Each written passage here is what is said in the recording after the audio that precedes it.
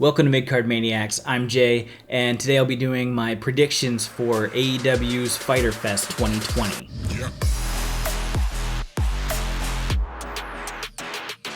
Last year, Fyter Fest brought us so many cool moments. We had like Cody getting his head split open by Shawn Spears. We had the amazing tag team match between Lucha Brothers and the Young Bucks, which was insane. And one of the highlights for sure was the unsanctioned match between Jon Moxley and Joey Janela. That event was free on BR Live last year, and it was just kind of like a standalone product. This year, AEW has decided to take the Dynamite slots on Wednesday, July 1st and Wednesday, July 8th, and split the event into two nights, but make sure that each night is completely packed with pay-per-view quality matches. The Bash at the Beach that they did was fantastic, and even though it is still Dynamite, the fact that more is on the line, it feels unique. It just brings a new element and it gets people hyped, mainly because a lot of titles are on the line. In fact, all titles are on the line, so that's pretty dope. So in this video, I will cover both night 1 and night 2, and I'll leave timestamps and use the new YouTube chapter system to hopefully make sure that you can easily navigate to night 2 if you're seeing this a little bit later. But jumping in, night 1, we have Jericho on commentary. He brings a whole new element to everything, and he even can put people over just in his commentary. Pineapple Pete, Sugar Dunkerton, he's kind of made a name for himself just based on Jericho kind of talking about him. And it's also one of those things that will help bring new people into AEW. Jericho is an important figure, obviously, and that's one of the reasons why they're doing this, because I know Cody had mentioned that Fyter Fest last year was a huge entry to start watching AEW. So packing the cards, making sure that all the big names are there, it just makes sense. Now, these matches aren't going to be in order because I have no idea, obviously. But first up, we're going to be talking about MJF and Wardlow versus Luchasaurus and Jungle Boy. This has potential to be one of the matches of the night, obviously. I mean, all of these matches are almost like that anyway. But after seeing Wardlow and Luchasaurus last week, it was insane. They put on such a good match. Wardlow has completely gained my respect. He's been built very well. Obviously, everyone loves MJF, and Jungle Boy, is nice to see him in another big event. It's hard to say who's gonna win this one, because on one hand, I think that MJF and Wardlow should win as an actual team, because it would show some dominance in their side, where everyone already likes Luchasaurus and Jungle Boy. However, I think there's going to be more upsets on this card in general. So I think that it's a safe bet that we're going to see Luchasaurus and Jungle Boy win, only to try and even things out. I don't think there's going to be anything too over the top in this one, because it is just a standard tag match. Next up is another tag. We have Private Party versus Santana and Ortiz. Now, this is going to be great for the commentary aspect, because of course Jericho, being the leader of the Inner Circle, he's going to be trying to shut down Private Party, but they're so good at what they do that I think it's going to be hard for Jericho to find things to nitpick about. Santana and Ortiz are great in their own right. I also just noticed that Private Party has Matt Hardy in their corner as well. So I don't know what kind of dynamic that's going to bring to the match, but having Matt Hardy there it's going to be fun. Something weird is going to happen, and maybe that'll make up for Santana and Ortiz trying to play dirty like they usually do. Having Matt there to kind of prevent that to an extent or counter them in some way, I think that'll be super fun. I think this is going to be a great match. I just don't think there's going to be anything too crazy, because they're all phenomenal athletes. Private Party, I think, will take the win simply because they need wins on TV. The only way that I can see Santana and Ortiz winning is if they do something dirty, maybe pull out that sock with the tennis balls or whatever the hell is supposed to be in them. But I think that Private Party should win that. Next up is Hikaru Shida versus Penelope Ford. I am so excited for this match. This is for the AEW Women's title. Penelope Ford is completely underutilized, and she is phenomenal. Thankfully, she has been able to step up a lot since quarantine. So she's been around for more matches. She's been out there with Kip Sabian and Jimmy Havoc, and they've kind of been doing their super bad squad. And so Penelope is getting a lot of TV time. So it's going to be great to see her just one-on-one with Shida, and I just can't wait. I think this is going to be so good. I like seeing Shida kind of get heated last week as well, because it shows how much like she actually just wants to destroy Penelope, and you don't see that from her. It really helped set the mood for the event. I think it's too early for Shida to drop the belt, just because her run's just kind of getting started, and I can't see it flipping or changing hands, because it just kind of takes a little bit out of the champion, because Shida is now the face of the division. Of course, Britt is still like the poster girl, but I think that has shifted drastically to Shida, so I can't see her losing. Next up, the AEW World Tag Team titles are on the line in Kenny Omega and Hangman Page versus the Best Friends, with no Orange Cassidy. Maybe an Orange Cassidy during the intro, but doubtful, because he'll be making his appearance in the following week. This is where I think we'll get the first big upset of the night. I think it's time that Kenny Omega and Hangman drop the titles, give it to the Best Friends, and potentially this is where Omega and Hangman Page finally have their little falling out. Of course, there were times where the Hangman felt really distant and he didn't want to be a part of this tag team. Lately, they have been showing a little bit more interest, like specifically at the Stadium Stampede where they shared a drink, but I still think that the tag titles should go to like a natural tag team. The Best Friends are great, and I think they are definitely deserving of the titles, and I don't think that Kenny Omega and Hangman need to be in this tag division. It just doesn't make sense. They have so many other tag teams that we need singles wrestlers. They just need to exist, because otherwise we have too many tag teams. I understand that they're leveraging tag teams in order to get more faces on TV, which is great, because you know, we've seen like Joey Janela and Sonny Kiss team, and they're fantastic as well, but they're singles wrestlers. Kenny Omega and Hangman are the same way. And then when you go and look at some of the other people that they have coming up, for example, you see that Scorpio Sky is starting to do his singles run. So he's going to need people that are singles wrestlers to kind of go through.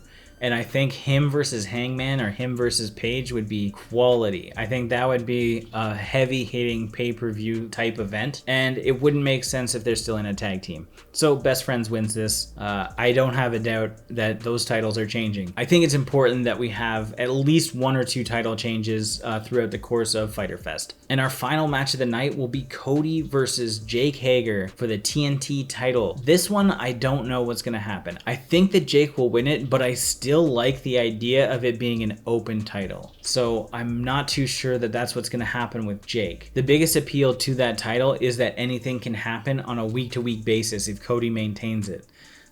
So I wouldn't even be sad about that. Like, I want to see Warhorse take on Cody for the TNT title just like everybody else does. And if Jake got the TNT title, he's not going to defend it every week, and even still, he can't put people over like Cody can. I think Jake wins it, but I want Cody to win it. Having a headline like ex-MMA guy Jake Hager wins this title in AEW puts some kind of more realism onto the whole event, this spectacle that they're making. They're like trying to make it larger than life. Top to bottom, night one is an absolutely stacked card. We have 3 titles on the line. We have Jericho on commentary. We have a lot of star power right here. I'm very excited, and at least one title will change. There's no doubt in my mind.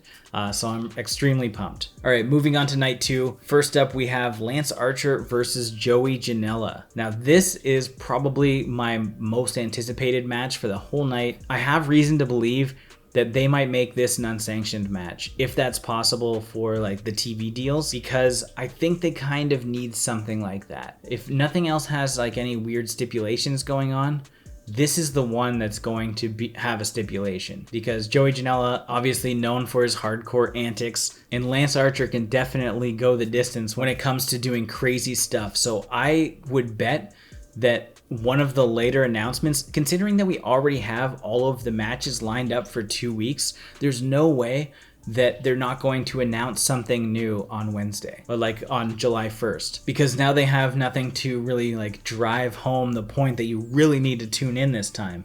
So I think that this will be an unsanctioned match, and it would be fantastic if it is, and I can't wait. Next up, we have Nyla Rose in action. This could be a debut for somebody, or it could be an existing roster member that they want to make a surprise. If it's an existing roster member, it's going to be Abaddon, because not showing her on the actual card, I think is more beneficial for the pop. I think people would really enjoy it more if Nyla Rose comes out and then all of a sudden Abaddon creeps down to the ring. People are going to immediately tweet about that. It's going to pop off. Abaddon is just too unique not to have in something massive like this. I think that's a no-brainer. If it's going to be a debut, I know a lot of people have been saying, oh, maybe it's Tessa Blanchard because she just left Impact. I doubt that. And I'm not sure that she would be accepted because there's been real heat with her, both as like a backstage bully and making racist remarks. I don't think that's going to happen. There's talks with her going to WWE. If she decides to go to AEW or she's offered the opportunity at some time, I think that's going to be something that happens down the road. I don't think she's ready, and I don't think AEW necessarily wants to shine a negative light on their company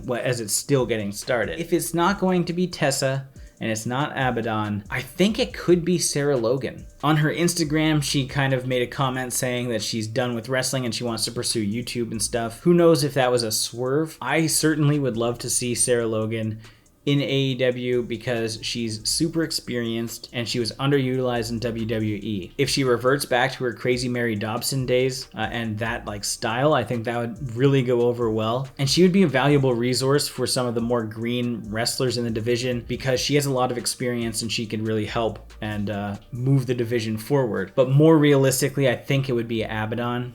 But who knows? They have a big opportunity to make a big debut. Next up, we have the Dark Order, Brodie Lee and Stu Grayson with Colt Cabana versus SCU. This is probably one of those matches that I'm least looking forward to in all of Fyter Fest, simply because I'm not a huge SCU fan. I don't know why. I think they're great wrestlers. They're good at what they do, but the appeal isn't there for me just as characters. I do like the dynamic that we're going to have with Brodie Lee and Colt Cabana because Colt is just like this sheep right now. I like the idea of him slowly converting into the Dark Order because he wants to get some wins. He wants to have some leverage, but you also know that he's just like this naive guy.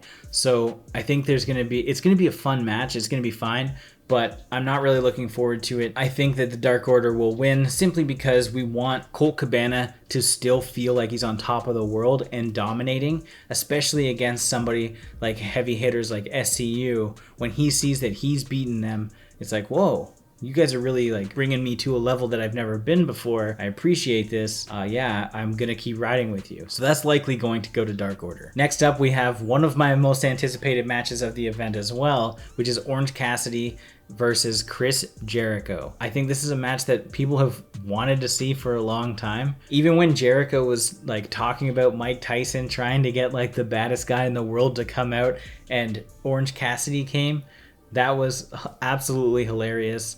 And this is one of those opportunities where we're going to see Orange Cassidy show up and not just keep his hands in his pockets. He's going to be super aggressive, just like he was when we saw them face off recently. This is a real opportunity for people to take him serious as a wrestler and not just a comedy act. And him just even having the opportunity to go against Jericho really showcases that they have a lot of faith in him. And I think they'll pander to the audience a little bit here and give Orange Cassidy the win over Jericho. It's one of those wins that really elevates somebody's credibility. If you have a win over Jericho, that's something. And I think that they'd be willing to give that to Cassidy, and I think he's deserving of it. So hopefully, even if he doesn't win and Jericho takes it, it's going to be great regardless. Next up, we have the Young Bucks and FTR versus Butcher and Blade and Lucha Brothers. I love everybody here. FTR's just got like a super cool, like old school fighting style to them. And I wasn't a big fan of the Revival when they were in WWE, but I've instantly become more of a fan seeing them in AEW because they just seem a little bit more badass. Even though I know they're a longtime tag team, I never felt as if they really had a gimmick or a look, and maybe that's the whole idea, is that they don't. They're just brawlers. And ironically, they stand out in AEW for not having a gimmick. Pair them with the Young Bucks. Obviously, people want the Young Bucks and FTR to battle one day. That's going to be on probably the next pay-per-view or whatever the next big one is, like All Out. So something is going to happen in this match that really like turns the tides because they're not going to be friendly in this match. I can't see that happening because they know they're going to be fighting each other at some point. But they have been working up FTR versus Butcher and Blade for some time. So we'll see how everything pans out. This one's tough to choose a winner for because I want Butcher, Blade, and Lucha Brothers to win. But because FTR is so new and Young Bucks are ultra baby faces, it makes sense for FTR to win this one. But at the same time, when Butcher and Blade and Lucha Brothers walk out victorious, this is potentially when FTR or Young Bucks can blame each other and then begin their feud. As I talk it out, maybe I'll go for Butcher and Blade and Lucha Bros. I don't even know what to expect from this match. It's going to be off the hook though, and I'm pumped. And last up, we have the AEW World Title on the line between Jon Moxley and Brian Cage. This is going to be a crazy fight because they both put 110% into everything they do, assuming that Moxley is still able to compete. I don't know what's going to happen if he's not, honestly, because Renee Young, his real life wife, has tested positive for COVID, and Jon Moxley decided that he wasn't going to stay in a hotel, but he was going to isolate in the same house as her. So who knows? If everything goes according to plan, I think Brian Cage is walking out victorious. This is part of my predictions from a while back, albeit it was just on Twitter and not an actual video,